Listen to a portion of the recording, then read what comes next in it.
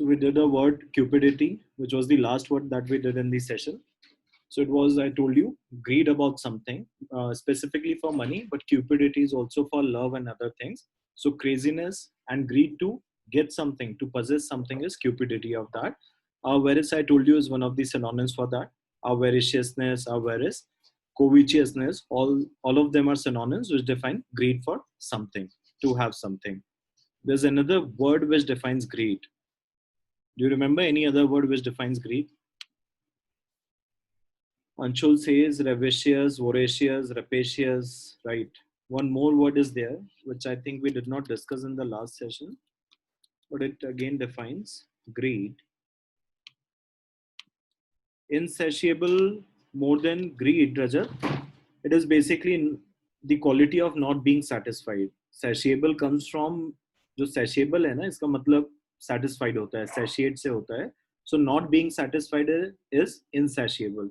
Like human beings, for us, a general tendency is that we are always insatiable in life, right? That in psychology, there's one concept also, Maslow's hierarchy theory, which says that human beings, when their one set of needs are fulfilled, they go to the next level of needs to fulfill them. So there's always a desire to know more, to get more. So that desire keeps motivating you in life.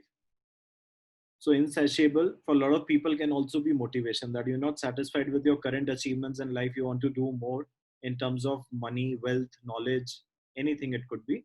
Prehensile is the word which I think we did not discuss. It again defines greed for something. So covetousness, avariciousness, ये सब greed को define करते हैं. बिल्कुल Anshul, covetous भी वही है. It again defines greed. The other words that we discussed were Sang-Freud, if you remember. Sang-Freud was being poised and calm, especially in a difficult situation. Imbroglio, I told you, imbroglio is, what is imbroglio? A confusing, a muddled up situation, right? In which you do not know what to do now. That kind of situation or confusion is imbroglio, right? And this confusion usually leads to an embarrassment. This kind of confusion will lead to some kind of embarrassment that will be imbroglio. So obviously you are in a dilemma, but this dilemma is also causing some kind of embarrassment that will be called as imbroglio. We did one word gerrymandering, which I told you is manipulation of votes, right? Voting district को manipulate करना so that आपके favor में voting आ जाए. That manipulation is gerrymandering. Palimpsest was a very interesting word which I told you. What is palimpsest? Do you remember the word?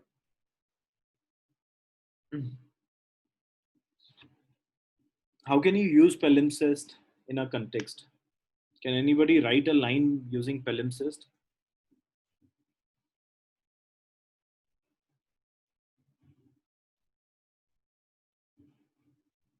So as I've been discussing this one thing, which is very crucial in your examination, that more than meaning, the exam is testing you on using the words in the right context. So if you can use the words in the context, that is what they are checking you on. So merely knowing meaning is not enough. How to use the words within the lines and context, that is far more important. So Yashvi is saying the sculpture gained meaning when seen as a palimpsest. The sculpture gained meaning when seen as a palimpsest. ठीक है. So palimpsest defines traces of past. So the sentence Yashvi is putting is that looking at that sculpture, the sculpture gained meaning when we have seen the past traces on that sculpture, then the meaning or its historical significance would have come out. So again, good usage, Yashvi. So anything which has past traces on it, we can call that as palimpsest. Let's look at more words. We also did word martinet, which I told you has been derived from a real person who was a colonel in army, and he was known for his strict disciplinary actions. And those were punishments, very strict and harsh punishments, even on small mistakes. So that made him martinet, which is not a positive word. If you call somebody martinet, you are saying that they are very harsh kind of people. When it comes to rules and disciplines, they are following it, they are abiding by it, but in a very harsh way, which is not liked by other people. Even for an army person, to be a martinet is not a compliment, right?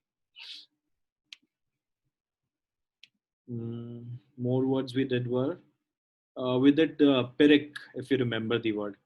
Okay, Pyrrhic, I told you, is what kind of it's a victory which has been achieved, but at the cost of sacrificing so many things that that victory is not worthwhile now, right? It's not worth cherishing. Because of that victory, a lot of things have been sacrificed. Then we did word sententious, which I told you is somebody who is moralizing, but in pompous sense. Do you remember synonyms for uh, I would request if you can come with your name. I can just see on some device number is there. There's an option if you can see on the screen. Just excuse us. I'm talking to a student who's taking the first class over here. So there's an option just where your name is given. There's a mic, and if you see more option is there, right? Within more, if you go, you'll see that there is an option to change your name. So if you can rename and you can put your actual name, right? And we can always discuss things after the class. Will not be a problem, right? Neha, do you want to ask something? Neha has raised her hand.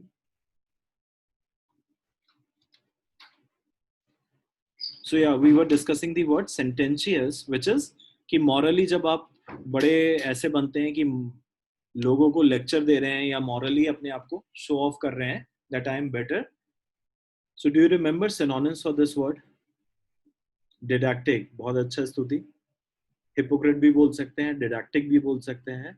Didactic again has two meanings. One is a positive meaning and one is not a positive meaning. So first positive meaning is anything which has moral preaching inside it is didactic. Like folk tales, Panchatantra जो आपने कभी पढ़ी हो या देखी हो, तो पंचतंत्र कथाएं कैसी होती? They were didactic in nature. They always had some kind of moral lesson or instruction which used to tell the reader not to do this thing in future, right? So वो morally होती थी. लेकिन डिडक्टिक का एक second meaning भी होता है जो इन चीजों का बहुत बखान करता है. किस चीज का? मॉरल होने का. ठीक है. इससे रिलेटेड कुछ और भी वर्ड्स हैं जो आपने कभी सुने होंगे न्यूज़पेपर में. Have you seen this word?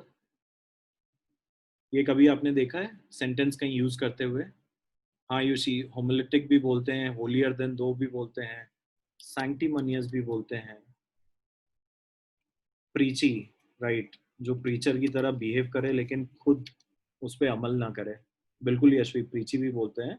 So holier than thou, sanctimonious, these words are also used. जिनको लगता है कि these people they feel morally superior to others. इनको क्या लगता है कि मॉरली हम लोग रैंक में या चीजों पे दूसरे से ऊपर हैं. यानी आप अपने आप को ज्यादा प्योर मॉरल समझते हो सामने वाले पर्सन से, and you talk in that way. There is a very show off kind of behavior in your tone. It's a condescending tone in which you feel that you are more morally strong than the other person. So these are sanctimonious talks, holier than thou. We can also call that preachy. ठीक है, preachy जो यशवी ने बोला, that's again a good word. Homelistic, tawdry, Anshul, tawdry मुझे नहीं पता है, देखना पड़ेगा. Not sure about the word. If you know, you can write the meaning.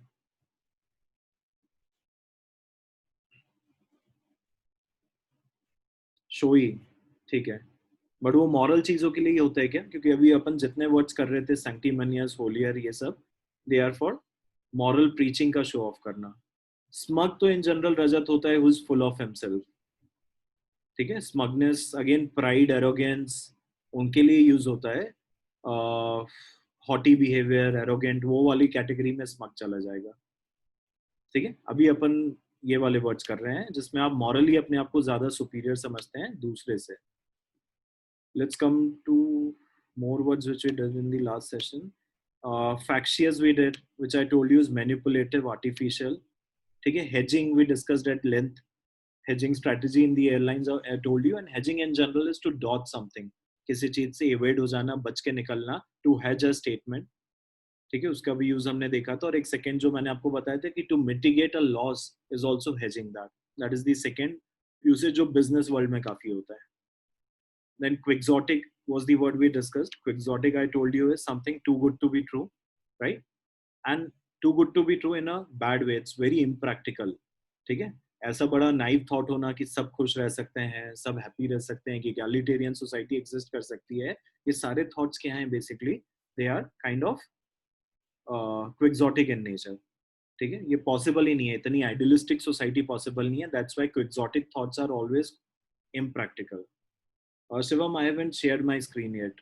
मैं अभी आप लोगों से लास्ट क्लास के वर्ड्स ही रिकॉल करवा रहा हूँ, तो I haven't shared my screen. चलिए आज के सेशन पे आ जाते हैं. Will come to today's words. Just a moment.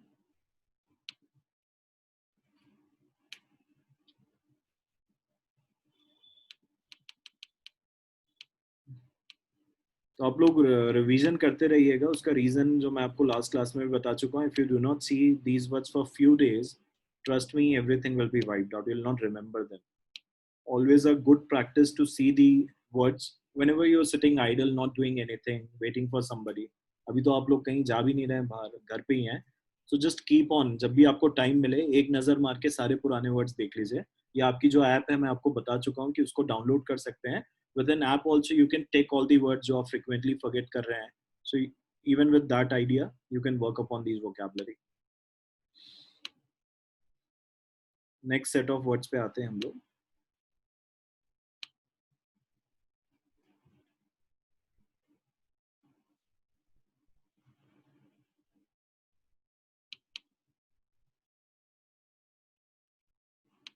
Can you guys see the shared screen now? Right. So cyberite is the new word for the day.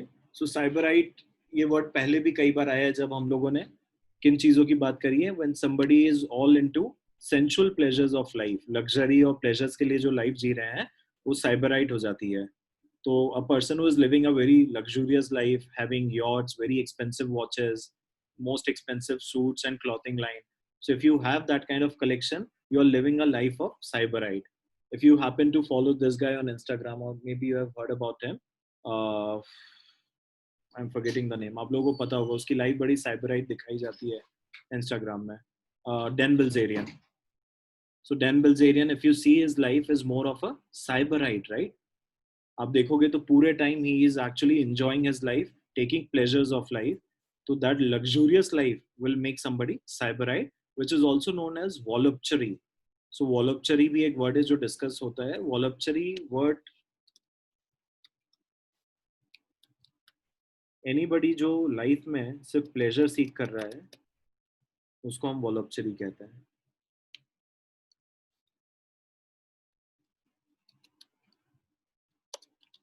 ठीक है, जो ये प्लेजर सीकिंग बिहेवियर होता है उसको वॉलपचरी कहते हैं. And rightly pointed by Aayushi, it's a hedonism. Hedonism एक थॉट स्कूल होता है, एक बिलीफ सिस्टम होता है जो ये कहता है कि life is actually about having a pleasure. कि यहाँ पे आप आए हो तो सिर्फ मजे करने के लिए आए हो. It's all about pleasure. तो that being sensualist is the whole idea of life. Sensualist का मतलब आप आए हो तो यहाँ सिर्फ आपको अय्याशियाँ मस्ती यही सब करनी है. You don't have to do any serious things in life. You don't have to help others. अगर आपका लाइफ में आने का मोटिव है तो it's all to enjoy the life. तो इनके लिए जो वर्ड्स बने वो hedonism, voluptuary, sybarite, epicurean, right Rajat. So epicurean also defines somebody. अब एपिक्यूरियन का मीनिंग भी वही है कि सेंशुअलिस्ट है, but when it comes to food and wine it has a specific meaning that महंगे फूड और महंगी वाइन का शौक जो रखते हैं, again for luxurious things, but again for specific items like very luxurious and expensive food and wine का जो टेस्ट रखते हैं, उनके लिए टर्म है जो रजत ने बताई है, काफी अच्छी टर्म है, Epicurean.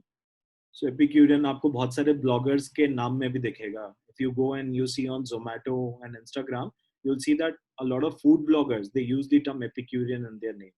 So Epicurean is somebody who's sensualist, but in the sense just for the food and wine, luxurious food, expensive wine, इन सब का शौक रखता है. तो that will again come in the category of Sybarite. So ये सारे terms हैं. और हीडोनिज्म है स्कूल ऑफ थॉट जहाँ से ये सब निकला हुआ है. ठीक है, हीडोनिज्म एक बिलीफ सिस्टम ही है जो ओशो ने भी काफी प्रीच किया है. Within Osho's preaching also, hedonism was one of the ideology that he was teaching to his disciples, in which he said that you can only reach salvation. Salvation यानी जो Hinduism में मोक्ष बोला गया है, ठीक है, मोक्ष from all the materialistic things in life. So he's saying that to achieve salvation, you'll have to go through the path of hedonism. So hedonism is basically having all pleasures in life So what he was preaching was that if you have all the pleasures in life, you'll reach to an extent where everything will get saturated after a certain point of time. That means उसके बाद आपको किसी और चीज की need शायद लगेगी नहीं, कुछ करने का मन नहीं करेगा. होता है ना, if you are fond of eating something, right? You like pasta, you like pizza, but अगर वो इतना खाने को मिल जाए, इतना रोज रोज रोज, to the an extent कि आपको वो खराब ही लगने लगे. सो ही वाज सेइंग कि हिडोनिज्म आप उस हद तक करो चीजों को कि उनको खुद ही आपको हटाने की इच्छा हो जाए. So that will lead to salvation. Salvation is basically materialistic चीजों से अलग हो जाना, दूर हो जाना. So that was hedonism was in his preaching. तो ये सब एक ही स्कूल ऑफ थॉट के आइडियाज हैं. सेल्फ इंडल्जेंस अंशुल ने बताया, ये भी वही है. Sensualist, epicurean, all these words are related, and Voluptuary as well. Despite the fact that he had maxed out 15 credit cards, Max was still a Sybarite at heart. When the police found him, he was at $1,000 an hour spa in Manhattan getting a facial treatment. So Max को define किया हुआ है कि he had again taste for all luxurious things in life.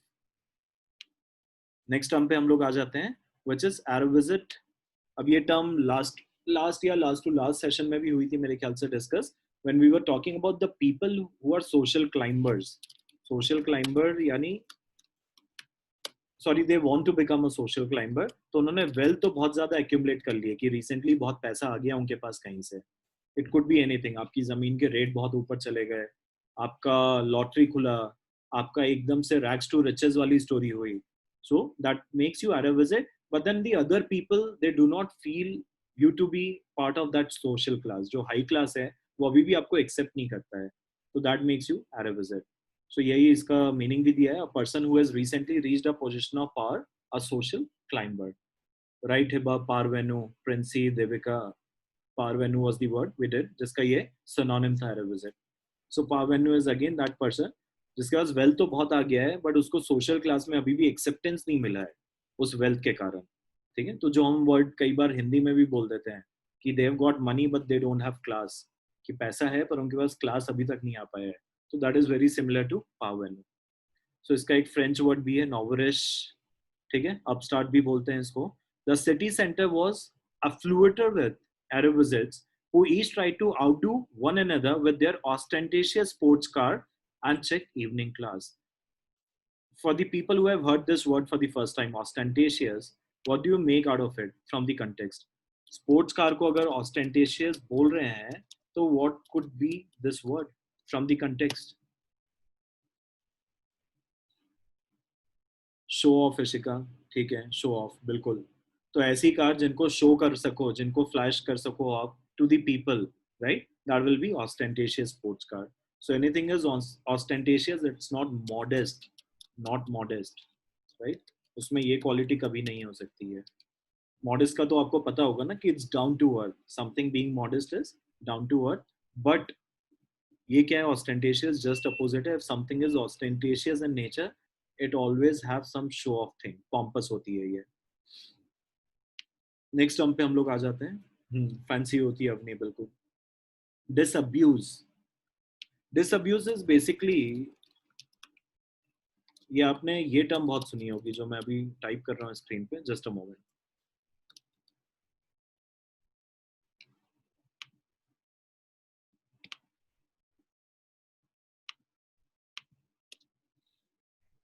ये आपने कई बार सुना होगा ना, मिथ्स को डीमिस्टिफाई करते हैं. कई बार ये न्यूट्रिशनिस्ट होते हैं या बॉडी ट्रेनर्स होते हैं, फिजिकल ट्रेनर्स होते हैं. तो ये कई बार मिथ्स को डीमिस्टिफाई करते हैं. आपके मन में कई बार मिथ्स होते हैं. फॉर एग्जांपल, न्यूट्रिशनिस्ट कई बार बोलते हैं कि less eating doesn't lead to decrease in weight. So what they are trying to do is they are trying to disabuse these myths. Disabuse, that means to persuade somebody that her belief is not valid. जो वो belief system अभी तक लेके चल रहे हैं, जो सोच लेके चल रहे हैं, ठीक है, जिन लोगों को वेट लूज करना होता है, lot of people they have this idea that if we eat less will tend to reduce more. So nutritionist क्या करते हैं, दे टिल दे डिसअब्यूज. ये इसमें अब्यूज टर्म लिखा हुआ है, उससे नेगेटिव मत समझना. It's actually a good term, positive term है. इसका मतलब ही ऐसे मिथ्स को डीमिस्टिफाई करना होता है. जो किसी ने गलत बिलीफ सिस्टम अपने दिमाग में बना लिया है, उसको हटाना इज डिसअब्यूजिंग है.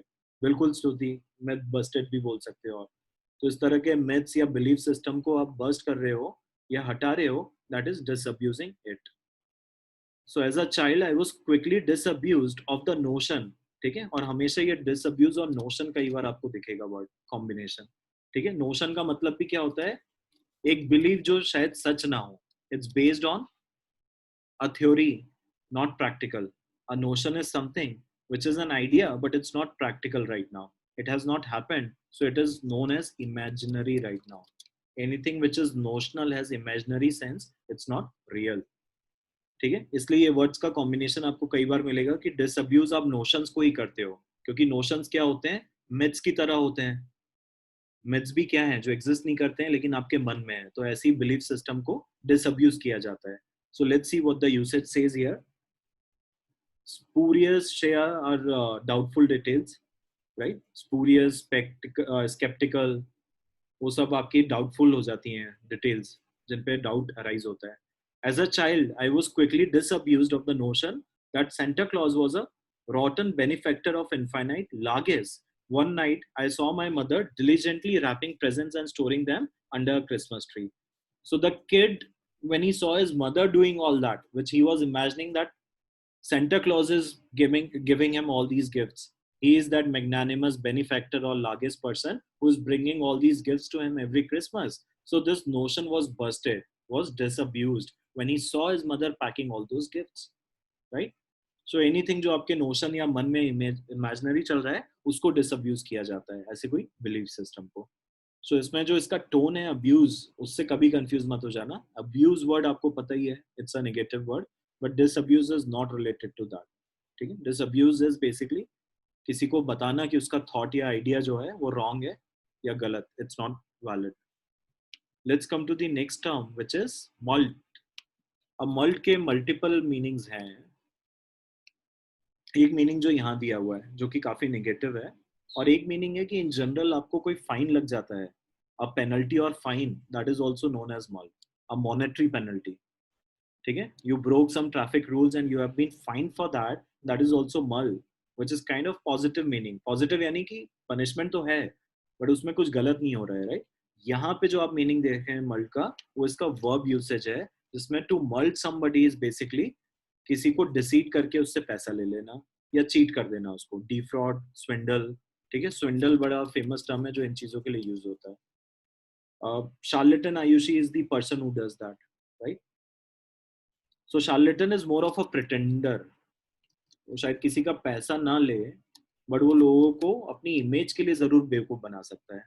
Like I have told you, charlatan का मैंने आपको एक बड़ा अच्छा, काफी पहले क्लास में एक बार डिस्कस किया था मैंने, कि in hacking world there is an award called charlatan award, right? Which is given to a hacker who has been pretending to be a good hacker, but actually he is not. So you'll be surprised that this award was given to one of the big hackers of India, जिसको ऐसा बताया जाता है कि वो India के सबसे बड़े हैकर हैं. So Ankit Fadia was the person who was receiver of this award. Obviously he wasn't happy about it, but hacking community thinks that this guy Ankit Fadia is a charlatan. He's a pretender. Like all the hacking techniques he knows, those are cookbook techniques. Cookbook techniques का मतलब होता है कि जो आप recipes देख लेते हैं और वो रेसिपी देख के फॉलो कर लेते हैं, so that doesn't make you chef, right? Because you are just following a recipe and you make something doesn't make you chef. तो वो कुकबुक टर्म भी ऐसे लोगों के लिए यूज होती है जो सिर्फ देख के बुक से निकाल के चीजें बता देते हैं आपको, but they do not have actual knowledge. That's why they are known as pretender. तो इसलिए हैकिंग कम्युनिटी में उनको शार्लेटन अवार्ड दिया जाता है.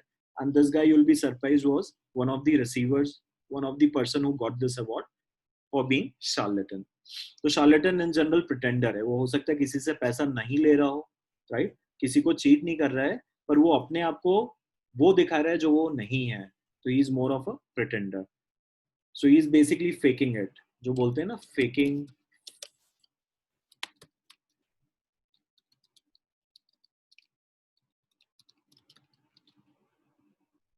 So this is a very famous phrase which is used, right? Fake it till you make it. So basically, जब तक आप success नहीं पालो तब तक आप fake करते जाओ. So same thing has happened with Fadia, that he has done so many cookbook things that he has faked it to the point that he has made it big in life, right? So mult is again to defraud, to swindle, किसी को cheat करना. अब यहाँ पे वो सारे words दिए हैं, कॉन मैन वाला कॉन दिया है, बंको डिफ्रॉड कर देना, गिप एंड डिडल, गोल्ड ब्रिक आपने सुना होगा राइट? गोल्ड ब्रिक बड़ी फेमस टेक्निक है जो कई सालों से लोगों को चीट करने के लिए यूज होती है। ठीक है, गोल्ड ब्रिक स्कीम्स भी बोलते हैं, इसीलिए बहुत सारी फाइनेंशियल स्कीम्स को ये टर्म दिया जाता है। So that is more of a figurative usage of this word, gold brick scheme. So gold brick schemes ऐसी होती हैं इसमें सोने की ईंट बता के आपको बेच दी जाती है, बाद में आपको पता चलता है दैट इज नॉट रियल। तो ये सब उसी के वर्ड्स हैं, scam, स्विंडल, victimise. Let's look at the usage of the word. The so-called magical diet cure simply ended up mulcting Maria out of hundreds of dollars, but did nothing for her weight. So वो magical जो diet या cure बताया होगा, that turned out to malt Maria. ठीक है, उसको cheat किया या defraud कर दिया। नेक्स्ट टर्म पे हम लोग आ जाते हैं पॉलियनिश। इफ यू हैव पीपल और फ्रेंड्स अराउंड जो कितना भी बुरा हो जाए उसके बाद भी अच्छी बात ही बोल के सुनाएंगे, you can give them this term Pollyannish. ठीक है, अगर आपके पास ऐसे कोई फ्रेंड्स हैं जो कितना भी बुरा हो जाए, जो अभी कोविड-19 सिचुएशन पे भी they are coming out with positive insights, they always are optimistic about anything, so you can call them, जो अपबीट ही रहते हैं। अपबीट भी एक टर्म यूज होती है, अपबीट यानी हमेशा ही खुश रहने वाले लोग। They are always optimistic and positive about life. So lot of these people, जो मोटिवेशनल स्पीकर्स होते हैं आपके देखे होंगे, they are always what, Pollyannish. They always talk about optimistic things, कुछ गड़बड़ में भी अच्छा बताने की कोशिश करते हैं। So all these people are Pollyannish. Sanguine भी बोल सकते हैं रोहन। सैंग्विन अपबीट का सिनोनिम है, जो हमेशा खुश और हैप्पी रहते हैं या एंथुजियास्टिक रहते हैं, तो बिल्कुल यूज कर सकते हो आप सैंग्विन। ठीक है, सैंग्विन टोन भी होता है, which is again very enthusiastic and optimistic tone, जिसमें आप खुशी रहते हैं। So extremely optimistic बोलते हैं इसको। और वैसे ही एक और टर्म होता है, देखो extremely optimistic होना भी अच्छा है, but there is a problem when people become eternal optimist. This is again a term which is used to define.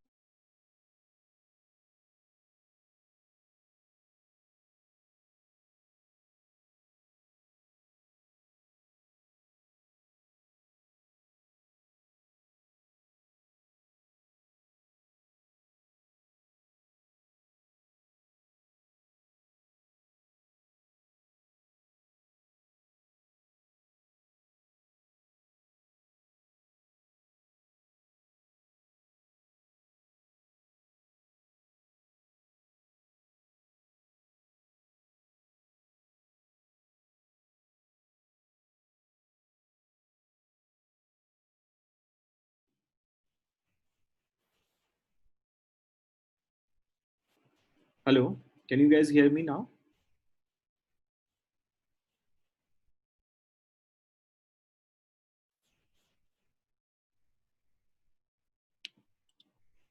I hope you guys are able to hear me. Okay, now I've received your message. My connection is actually unstable right now. Something is going wrong. I hope the voice is clear now.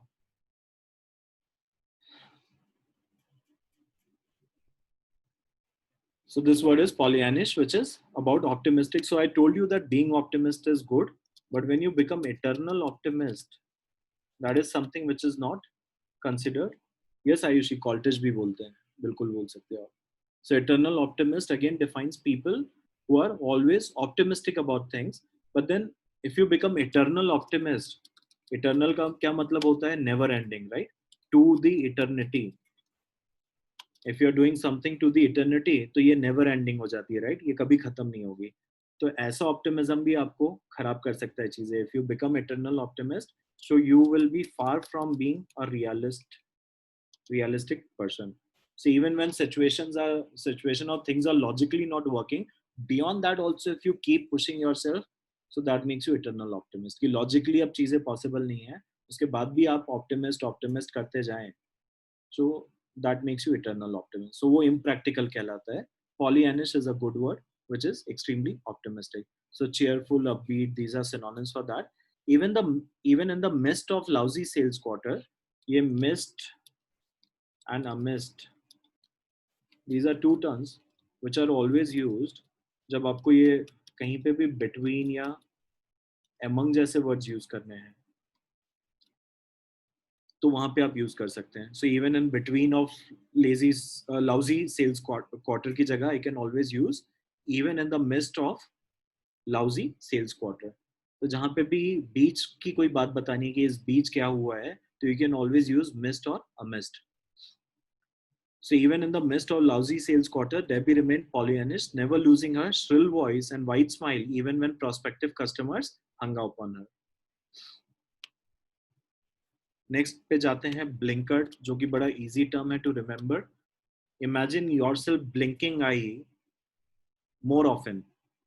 जितना आप blink करते हैं उससे बहुत ज्यादा आप blink करने लगे, इतना ब्लिंक करने लगे कि अब आपको आसपास की चीजें दिखना बंद हो जाए. तो that is a blinkered viewpoint. बहुत ही नैरो व्यू पॉइंट जिसमें आपकी अंडरस्टैंडिंग बड़ी लिमिटेड है, आपको दिख ही नहीं रहा है क्योंकि आप ब्लिंक इतना कर रहे हैं that you are not able to see the bigger picture. So that myopic approach, इसको मायोपिक भी कहते हैं, दैट मायोपिक और लिमिटेड और narrow outstanding understanding is known as blinkered. So in gambling, the addict is easily blinkered by past success or past failures, forgetting that the outcome of any one game is independent of games that preceded it. बिल्कुल parochial भी बोलते हैं स्तुति, ठीक है, parochial भी बोला जाता है. So in parochial also you have a limited outlook towards life. आपकी समझ सोच बड़ी नैरो माइंडेड है, आपको चीजें दिखती नहीं है, पता नहीं चलती हैं, राइट. तो that is also.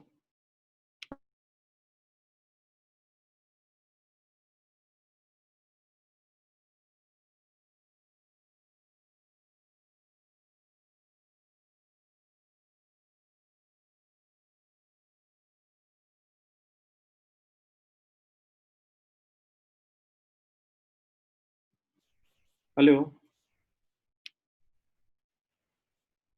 hello, can you guys hear me now? Yeah, I'm sorry, something is wrong with the connection today. So somebody, Ayushi is saying prudish. Ayushi, prudish तो उसी कैटेगरी में आ जाएगा, वो सैंक्टिमनियस और उन सब की कैटेगरी में आ जाएगा. ब्लिंकट से हम क्यों उसको कनेक्ट करें? प्रूडिश इज मोर ऑफ दैट, जो हिंदी में बोलते हैं ना कि ढोंगी होते हैं, ढोंगी और पाखंडी. तो वो हिपोक्रेट्स ही तो होते हैं कि वो ऐसा बताते हैं कि हम बहुत मॉरल हैं पर खुद फॉलो नहीं करते हैं, ठीक है, या दूसरों को मॉरल प्रीचिंग दे रहे हैं कि ऐसा करना है वैसा करना लाइफ में, but they themselves do not follow thing. That makes you prudish. So I don't think it's connected to blinkered. Jaundice बोल सकते हो, बीइंग जॉन्डिस में आप बायस्ड रहते हो, ठीक है. सो मायोपिक, पैरोकियल, ब्लिंकर्ड, ये सब यूज हो सकते हैं terms to define people who have limited outlook और understanding of things.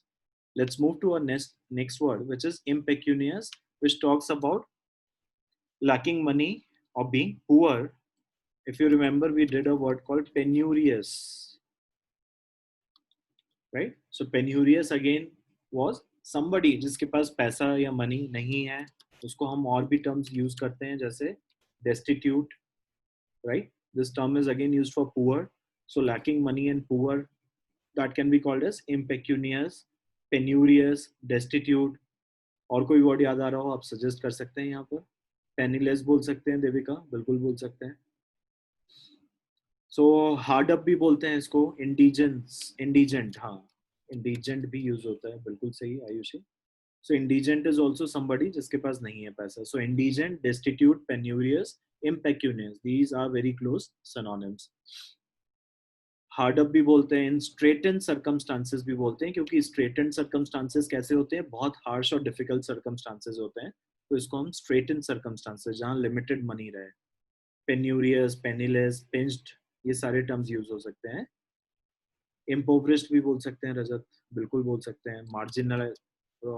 Marginalised is again a term which is used, right. Impoverished, marginalised, ये सारे वर्ड्स यूज कर सकते हैं. In extremely trying times, even the moderately wealthy, after a few turns of ill fortune, can become impecunious. So, with the current situation, we can see a lot of this is happening, right?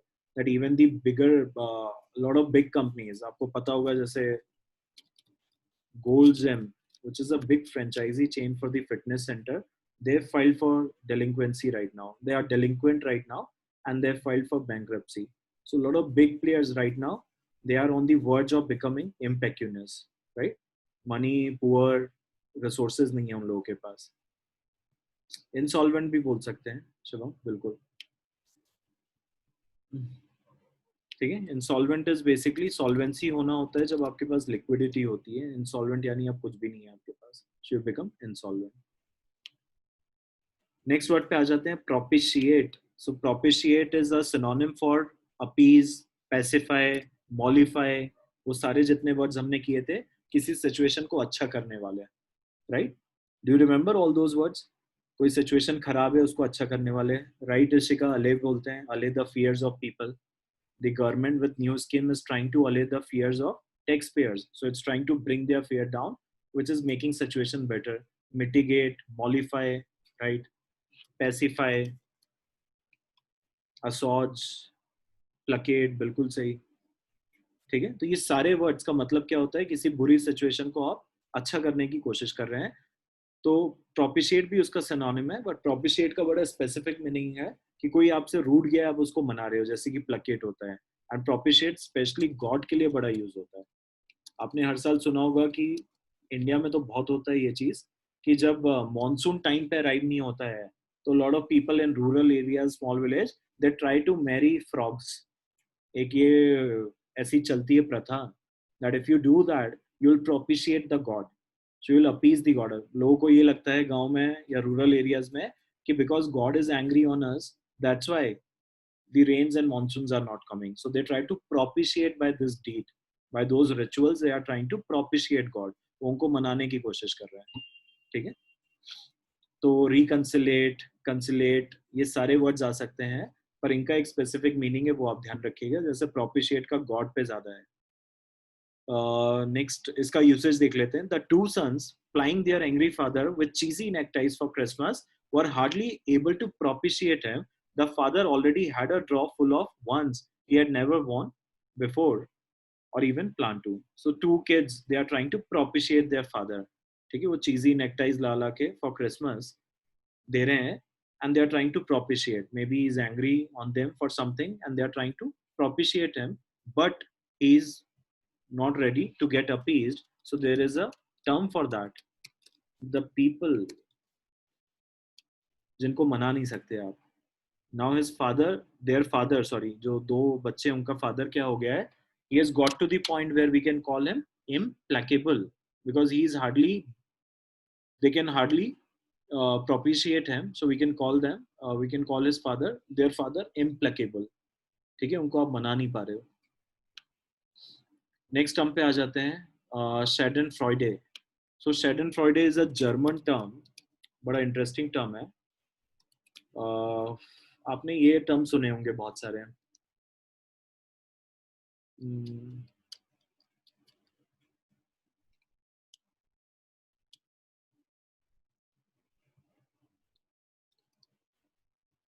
I'm forgetting the term. आप में से किसी को याद होगा? हाँ, sadist, Shreya. I was coming to that only. Sadist term पे आ रहा था मैं। Thank you for suggesting it. So sadist is the term. Sadist और Schadenfreude में बस थोड़ा सा डिफरेंस है कि sadist को फिजिकल प्लेजर देके लोगों को मजा आता है। Physical pleasure, physical pain, not pleasure. Physical pain देके sadist को मजा आता है। यानी वो फिजिकली अगर किसी को टॉर्चर करे, मारे, किसी का ब्लड बहा रहा है, किसी को चोट पहुंचे, तो सेडिस्ट को बड़ा इंटरनली प्लेजर आता है। वैसे ही जो शेडनफ्रॉइड, इट्स अ जर्मन टर्म। ठीक है, तो शेडनफ्रॉइड को बेसिकली लोगों को लोगों का नुकसान हो तो उसको अच्छा लगता है। For example, you have your enemy with in your college और स्कूल, जिसको आप बिल्कुल लाइक नहीं करते थे। अब उसके साथ लाइफ में कुछ बुरा होते जाए और उसका आप एंजॉयमेंट लेते जाओ, so that makes you a schadenfreude. तो maybe physically they are not getting damage. And sadism में फिजिकल डैमेज होता है। कि सेडिज्म में आप फिजिकली किसी को मारते हो, टॉर्चर करते हो। मूवीज में आपने ऐसे कैरेक्टर्स देखे होंगे जो साइकोलॉजिकली दे आर डिस्टर्ब, और उनको कभी सेडिस्ट दिखाया जाता है। स्पेशली जो विलेनस कैरेक्टर्स हैं, उनको दिखाया जाता है कि they enjoy when somebody is beating somebody or they are beating someone, they enjoy that thing, they derive pleasure from those activities. Similarly, a schadenfreude, he derives pleasure when somebody is undergoing any misfortune in life। कुछ खराब हो सकता है, आपका नुकसान हो सकता है, कुछ भी हो सकता है, और उस पर्सन को क्या आएगा? मजा आएगा ये सब देख के। उसको हम जैसे अभी जैसे कोविड-19 सिचुएशन चल रही है, lot of people they are schadenfreude about the situation, they are happy about it। World अगर एंड पे आ रहा है, दूसरे लोग तकलीफ में हैं, तो lot of people they are enjoying this pleasure of seeing other people in pain in torture. तो इसको डिफाइन किया है schadenfreude. So joy from watching the suffering of others.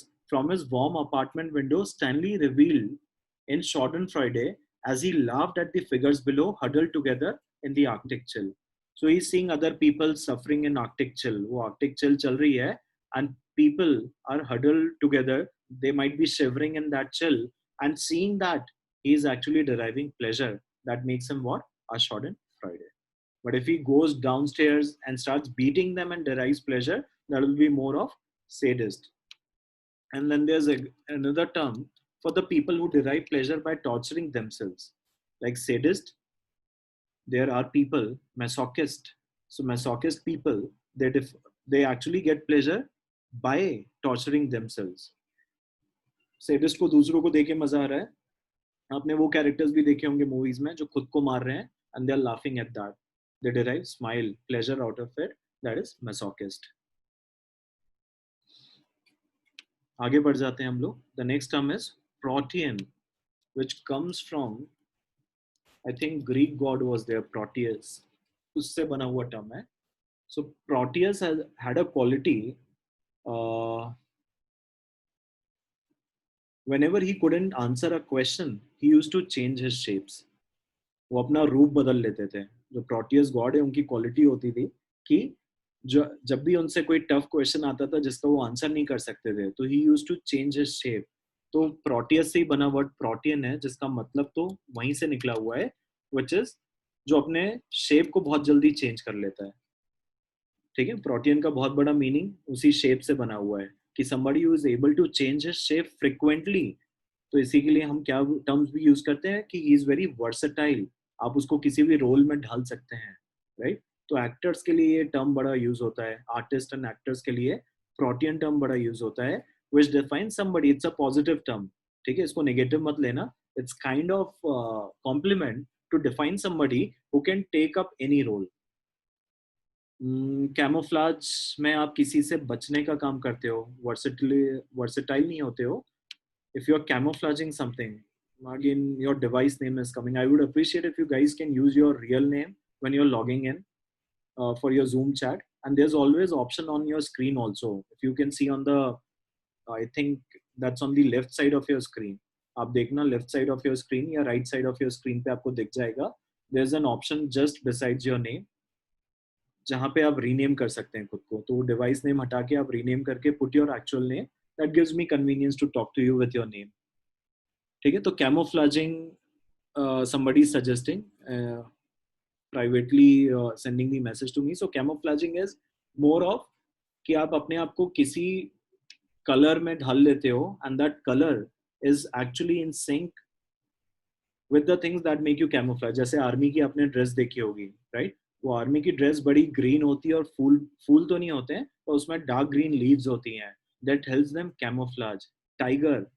Tiger की जो स्ट्राइप्स होती हैं बॉडी पे, राइट, स्किन होती है, वो टाइगर ग्रास से कैमोफ्लैज हो जाती हैं. इसलिए टाइगर्स कई बार अपनी टाइगर ग्रास में दिखते ही नहीं आपको दूर से. ठीक है, तो वो कैमोफ्लैजिंग हो जाती है. तो that is not similar to protean.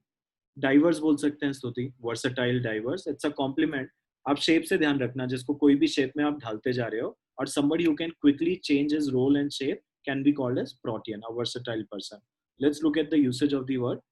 Peter Sellers was truly a protean actor. In Dr. Strangelove, he played three very different roles: a jingoist journal, a sedate president, and a deranged scientist. क्या क्या roles हुए, कौन इन सब terms को identify कर पा रहा है? जिंगोइस्ट जनरल, उसने डॉक्टर स्ट्रेंज लव में ही 3 रोल प्ले कर दिए हैं, versatile roles.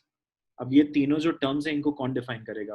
Who is jingoist, who is a sedate, and who is a deranged scientist? ठीक है, सो जिंगोइस्ट जो हमेशा लड़ने की बात करता है, एंड बिकॉज ही थिंक्स, कट्टरवादी जो हम हिंदी में कहते हैं, right. A jingoist general is one. North Korea का Kim Jong Un is what? A jingoist general. he always feels his country to be superior to others, and he is always ready to fight others. ठीक है, वो हमेशा इस बात के लिए, तो उसको हम जिंगोइस्ट जनरल बोलेंगे. sedate president, rightly pointed by Princey. He's काम, जिसका टेम्परामेंट, सेडेट, सेडेशन से आता है वर्ड, राइट? तो sedate president is who is very calm. And deranged scientist, deranged has been suggested by Stuti, right? It's mentally unstable. बिल्कुल सही स्तुति.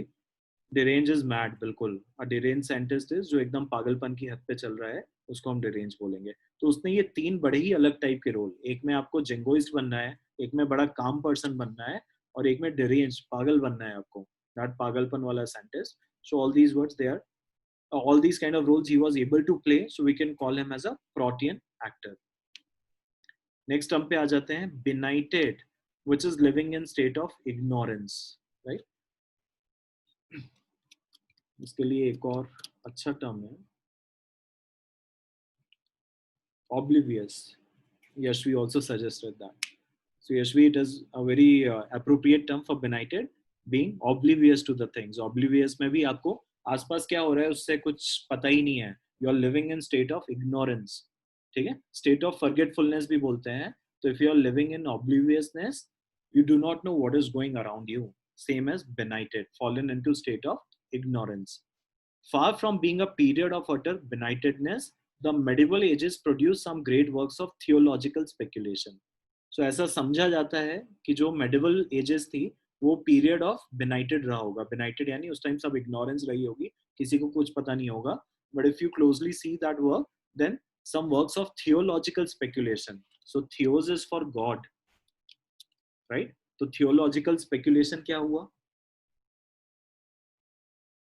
कि उस टाइम पे भी वो लोग गॉड और रिलीजन के बारे में स्टडी कर रहे थे या स्पेकुलेशन कर रहे थे. उस मेडिवल एजेस में भी पीपल वर स्पिरिचुअल और religious and they were actually discussing these ideas. ठीक है? तो उस टाइम भी स्पेकुलेशन इन चीजों का हो रहा था, थियोलॉजिकल मटेरियल का. नेक्स्ट टर्म पे हम लोग आ जाते हैं, which is malapropism. Somebody I think suggested this term when we were discussing words. So malapropism is basically किसी मिलते जुलते वर्ड का यूज हो जाने से एक फनी मीनिंग क्रिएट हो जाना. ठीक है? होमोनिम्स जो होते हैं ना, होमोनिम्स का मतलब जो थोड़े से, जब when words are being said they sound similar, वो साउंड सिमिलर हो जाने से कोई फनी मीनिंग क्रिएट हो जाना, उसमें ह्यूमर भी होना चाहिए, दैट मेक्स इट मेलोप्रोपिज्म. सो ये मूवीज में कई बार यूज होता है. मूवीज, ड्रामा, थिएटर्स में आप जाओगे तो मेलोप्रोपिज्म के थ्रू ह्यूमर क्रिएट किया जाता है कि मिलता जुलता वर्ड बोल के they try to create a humour out of it. So whenever I looked glum, my mother would offer to share an amusing anecdote with me, an endearing malapropism of anecdote that never failed to cheer me up. So if you know the meaning of anecdote and anecdote, you might have understood what went wrong here. थोड़े से sound similar कर रहे हैं दोनों term सुनने में, right? लेकिन दोनों के मीनिंग एकदम ही अलग है. Antidote is what? Any poison's remedy, किसी जहर की दवा को हम क्या बोलते हैं? एंटाइडोट होता है. सो एंटाइडोट सिर्फ जहर की दवा के लिए भी, उसके अलावा भी चीजों पे यूज होता है. किसी प्रॉब्लम के सोल्यूशन को भी एंटाइडोट बोला जाता है. ठीक है? किसी भी चीज का सोल्यूशन या remedy is known as antidote. Anecdote on the other hand is amusing incident that happened with you. कोई फनी या अम्यूजिंग इंसिडेंट जो रियली आपकी लाइफ में हुआ है, सो वो एनेक्डोट होगा. आप जैसे कई बार बातों में बोलते हैं ना दोस्तों से, let me share one interesting anecdote with you. 3 years back this thing happened with me, I went there, this thing happened. तो ये सारी स्टोरीज क्या हैं? ये एनेक्डोट हैं. ये इंसिडेंट्स क्या हैं? एनेक्डोट हैं. तो उसको जहाँ पे एनेक्डोट वर्ड यूज करना था, अम्यूजिंग एनेक्डोट, उसकी जगह क्या यूज कर दिया है? एंटाइडोट. ठीक है? So that is creating a humour there. That is malapropism.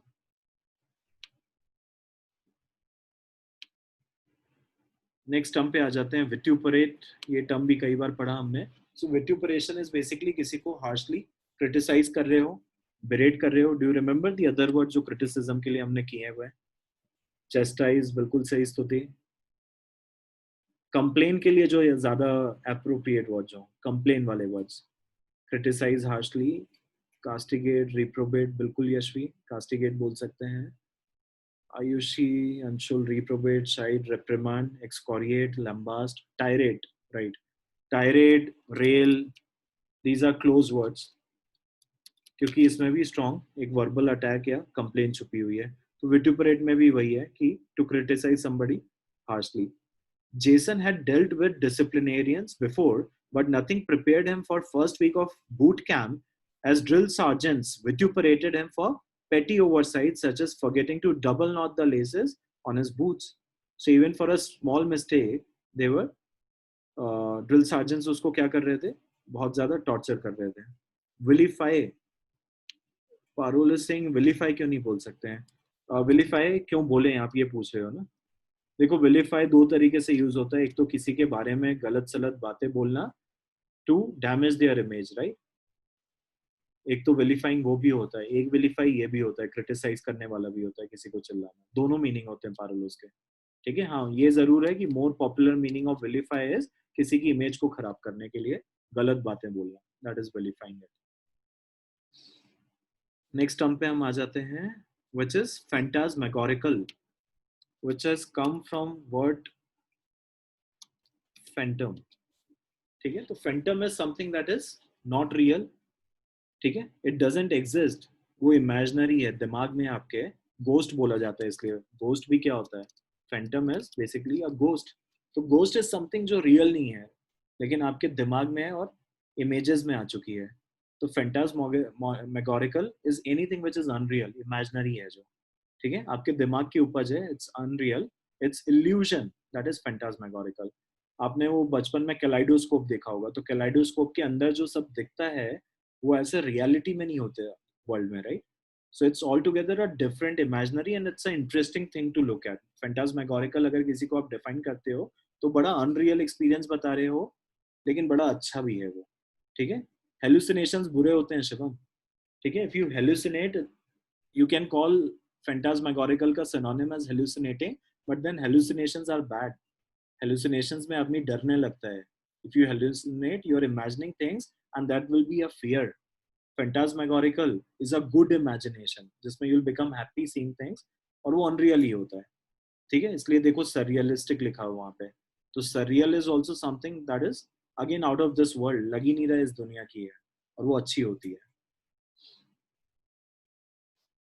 Those suffering from malaria fall into feverish sleep, their world a whirlgig of phantasmagoria. If they recover, they are unsure of what actually took place and what was simply a product of their febrile imaginations. So basically, a lot of people in their disease and high temperature, they start imagining things. ठीक है, अब वो mostly hallucinations के ही case होते हैं, पर यहाँ इन्होंने यूज किया phantasmagoria. But otherwise you will see always this term is used in positive sense.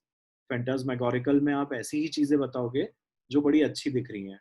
ठीक है, जो आपने कभी रियल में तो नहीं देखी है, वही आप कैलाइडोस्कोप इमेजिन करो, तो seeing all things in the inside the kaleidoscope वो बड़ा क्रिएटिव और अनरियल लगता है, राइट, वो वर्ल्ड, पर it's interesting to watch. Psychedelic music अगर आप सुनते हैं तो वो साइकेडेलिक आपने ग्राफिक्स या वीडियोस देखे होंगे, they can be called as phantasmagorical. Anybody fan of psychedelic music? आपने कभी साइकेडेलिक ट्रांस, साइकेडेलिक म्यूजिक ये सब सुने हैं तो उनके वीडियोस में आप ग्राफिक्स देखना, वो ग्राफिक्स ऐसे होते हैं फैंटास्मैगोरिकल. ठीक है, वो बिल्कुल ऐसे दिखते हैं, surreal type, and they are interesting to watch. Next term पे हम लोग आ जाते हैं, which is juggernaut. So juggernaut is kind of force that cannot be stopped. ठीक है, very huge and potent force जिसको कोई रोक ही नहीं सकता है, ऐसी कोई भी चीज को हम juggernaut कह सकते हैं. Like if you see the example of Reliance Jio in mobile technology or internet broadband technology, Reliance was a juggernaut. None of the competitors who were there in the market from last so many years, they couldn't stop Jio from taking their customers, right? So Jio Fiber, all the Jio के जितने भी plans आए, वो क्या हैं? Jio itself became a juggernaut, the force that cannot be stopped. Napoleon was considered a juggernaut until he decided to invade Russia in winter, after which his once indomitable army was decimated by cold and famine. So decimated का मतलब क्या हुआ? भले ही meaning ना पता हो, यहाँ पे यूसेज देख के आपको समझ आ जाएगा. डेसिमेटेड यानी कंप्लीटली किसी चीज का खत्म हो जाना, वाइप आउट हो जाना. बिल्कुल सही Ayushi. Last word from this sheet will do, which is expurgate. Expurgate is basically कोई ऑब्जेक्शनेबल मटेरियल को हटा देना. जैसे सेंसर कर देते हैं ना, सेंसर में क्या होता है, you remove something which is objectionable या कोई offensive है, उस मटेरियल को आप हटा देते हो, which is also known as balderize, जो यहाँ लिखा भी है एक्चुअली, सिनोनिम्स में दिया भी है. तो बॉल्डराइज करते हो तब भी आप कोई ऐसा कंटेंट जो किसी को ऑब्जेक्शनेबल लग सकता है, आप उसको हटा रहे हो. That is expurgating it. The censor expurgated every reference to sex and drugs, converting the rapper's raunchy flow into series of bleeps. So in movies and a lot of reality shows ये हो जाता है कि कई बार उनको sensor कर दिया जाता है कंटेंट को, सो ब्लीप्स हो जाते हैं सारे.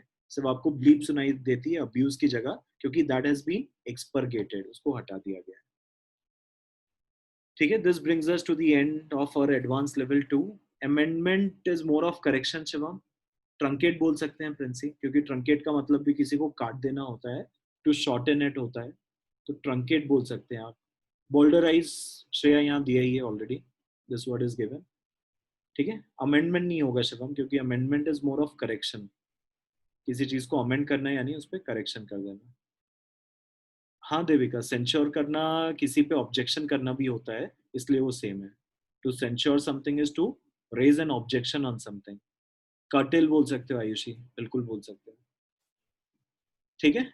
Next class will do our advance level vocabulary 3rd. वहां से हम लोग चालू करेंगे.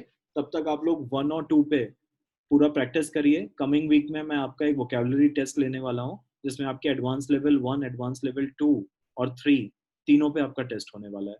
तो कीप रिवाइजिंग दोज वर्ड्स. ठीक है. वो टेक्स्ट मैं आपका कंटेक्चुअल सेंस पे ही लेने वाला हूँ, जिससे आपको पता चले कि कंटेक्चुअल वर्ड्स कहाँ यूज होते हैं. आपको एग्जैक्ट मीनिंग नहीं पता है, पर ये वर्ड्स कैसे यूज होते हैं ये भी पता है तो चलेगा. Devika says but in the sentence it will raise the ridden. पर यहाँ पे उन्होंने जो टर्म यूज करी है वो सेंसर किया है ना, सेंश्योर नहीं किया है. द सेंसर एक्सपर्गेटेड, तो censor is a board, a team which has expurgated it.